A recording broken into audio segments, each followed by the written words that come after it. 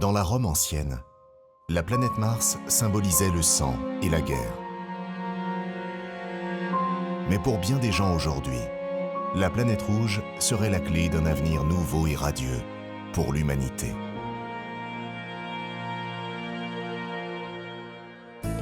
L'histoire de Mars commence il y a environ 4,5 milliards d'années, lorsque le gaz et la poussière ont fusionné pour former la 4e planète du système solaire. Mars est la 2e plus petite planète de notre système solaire, avec un diamètre légèrement inférieur à la largeur de l'Afrique. Sa surface totale est en fait similaire à celle de tous les continents de la Terre combinés.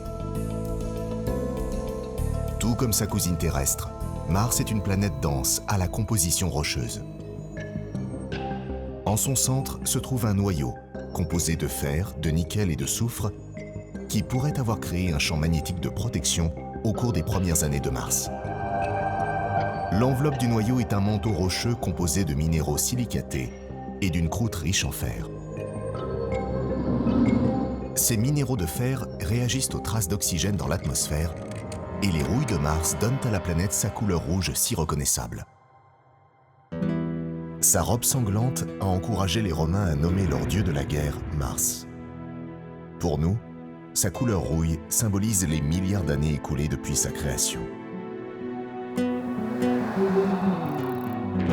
De nos jours, Mars est sèche, désolée et froide, avec des températures tombant jusqu'à moins 142 degrés. Mais il y a des milliards d'années, la planète était bien plus chaude, plus active géologiquement et possédait une surface aqueuse. Des lits de rivières et de lacs se dessinent sur la surface de Mars, indiquant que l'eau liquide y était présente autrefois.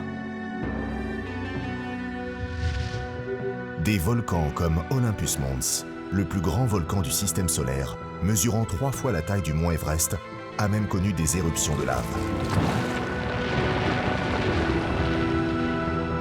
Mais il y a environ 50 millions d'années, peu après la disparition des dinosaures sur Terre, les volcans martiens se sont également éteints.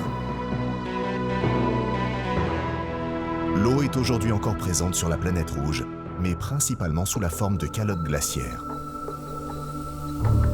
En raison de facteurs tels que la présence d'eau, certains scientifiques pensent que la vie a peut-être existé sur Mars et pourrait exister à nouveau. Depuis les années 1960, des programmes spatiaux du monde entier ont lancé des missions sur Mars pour tenter de comprendre le passé et le présent de la planète et savoir si elle pourrait accueillir la vie.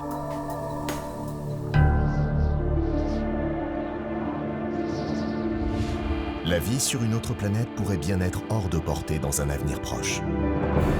Mais si une seule planète était porteuse d'espoir pour la survie de l'humanité, ce serait Mars.